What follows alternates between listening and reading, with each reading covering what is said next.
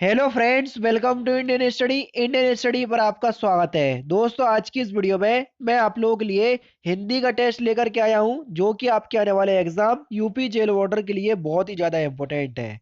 Video को and तक जरूर देखिएगा, क्योंकि लास्ट में मैं आपसे एक क्वेश्चन भी पूछूंगा और उसका आंसर आपको कमेंट बॉक्स में बताना होगा। साथ ही साथ इस वीडियो की पीडीएफ डिस्क्रिप्शन में टेलीग्राम चैनल का लिंक दिया हुआ है, वहां से आप प्राप्त कर सकते हैं। तो चलिए स्टार्ट करते हैं और देखते हैं पहला क्वेश्चन आपके सामने। सघोष वर्ण कौन सा है? तो जल्दी से बताइए कौन सा सघोष है। अब सघोष क्या होते हैं, अघोष क्या होते हैं, अल्पप्राण क्या होते हैं, महाप्राण क्या होते हैं, इनके लिए मैंने वर्णमाला की वीडियो आपको प्रोवाइड करवाई हुई है। लेकिन कल मैं एक बार आपको और प्रोवाइड करवा दूंगा वर्णमाला की वही वीडियो, जहां से आपके 100% क्वेश्चंस आने ही हैं। तो उसको बिल्कुल भी लाइटली नहीं लीजिएगा उस वीडियो को। तो वहां से आपको सारी चीजें समझ में आ जाएंगी, ठीक है।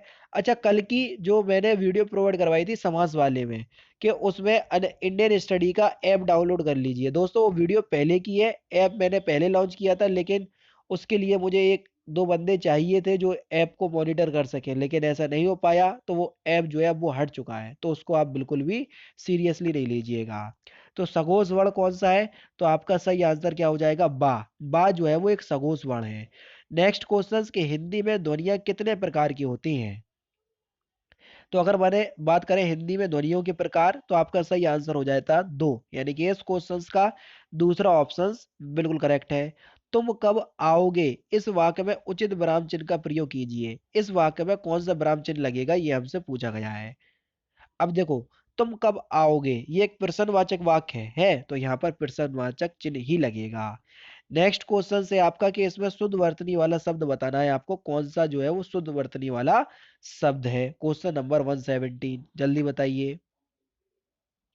तो आपका जो सही आंसर हो जाएगा वह हो जाएगा ऑप्शन नंबर ए, अंताक्षरी। ये जो है वो बिल्कुल शुद्ध वर्तनी वाला शब्द है, पहला ही ऑप्शन से यहाँ पर आपका बिल्कुल करेक्ट हो जाएगा।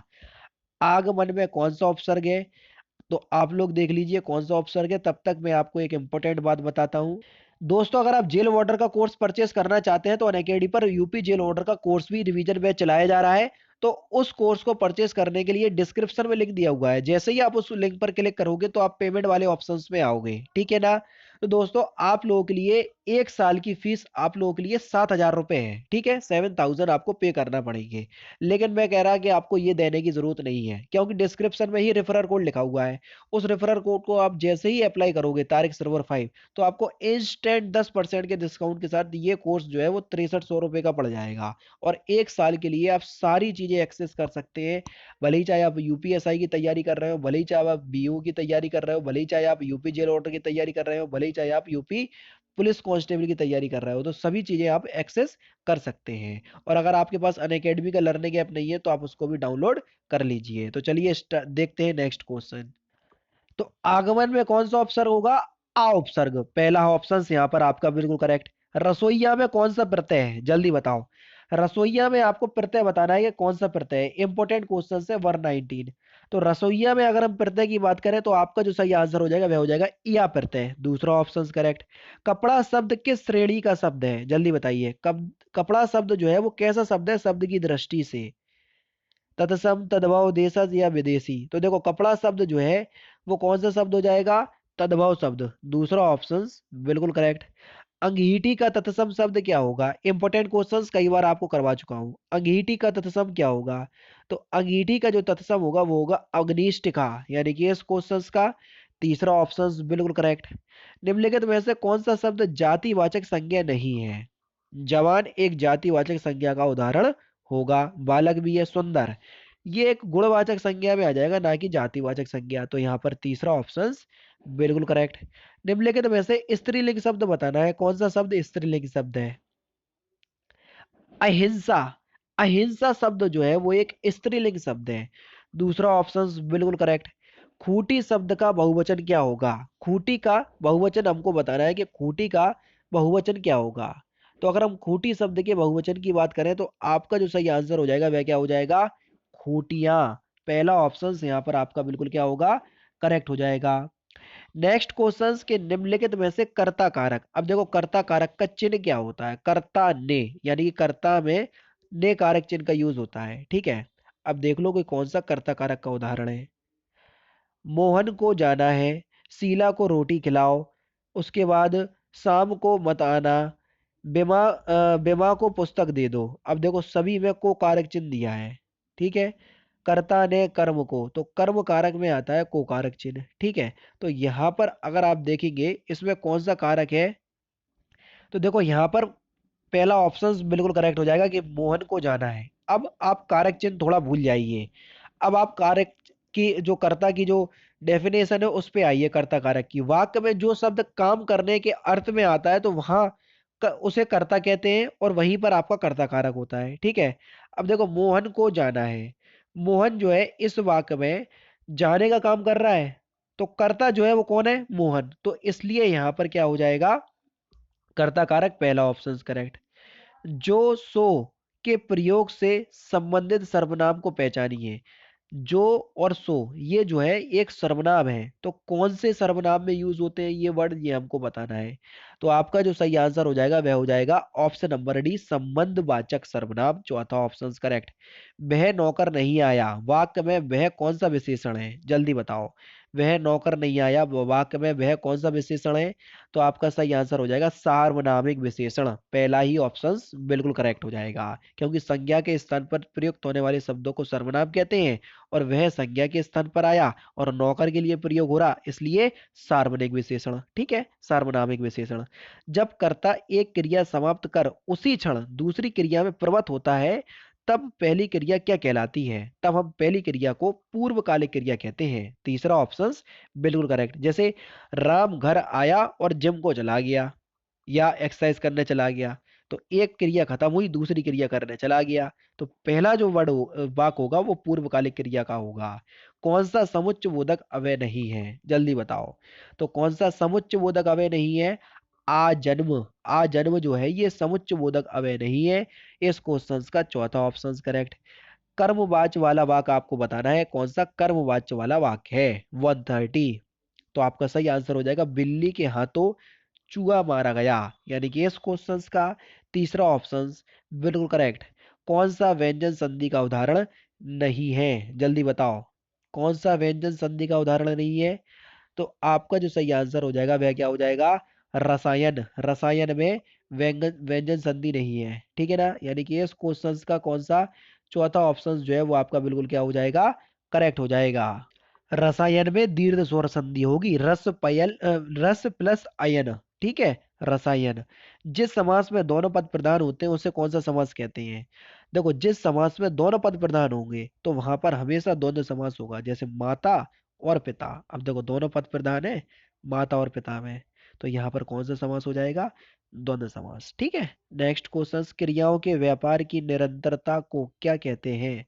तो क्रियाओं के व्यापार की निरंतरताओं को हम वर्तमान काल कहते हैं, पहला ही ऑप्शन बिल्कुल क्या होगा, करेक्ट हो जाएगा। नेक्स्ट क्वेश्चन, बागीचा या बगीचा शब्द का पर्यायवाची क्या होगा, सिंपल है, आराम से दिख रहा होगा। वाटिका जो है ये बगीचा का पर्यायवाची शब्द है। रिजु का विलोम शब्द क्या होगा, 135। रिजु का विलोम शब्द क्या होगा, तो रिजु का जो विलोम शब्द हो जाएगा वो क्या हो जाएगा, वक्र, पहला ऑप्शन बिल्कुल करेक्ट।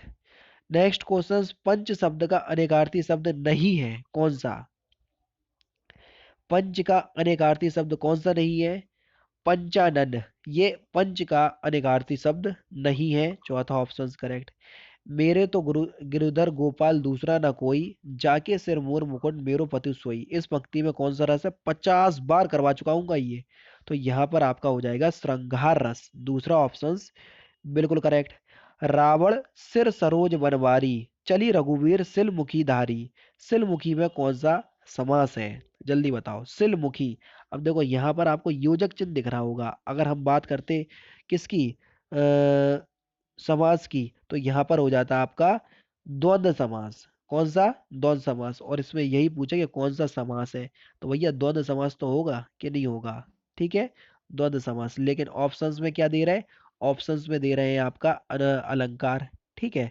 तो यहाँ पर आप देखो कौन से पहले ही ऑप्शंस में द्वंद्व समास लिख लेना कि यहाँ पर द्वंद्व समास होगा, ठीक है, योजक चिन्ह आ गया इसलिए।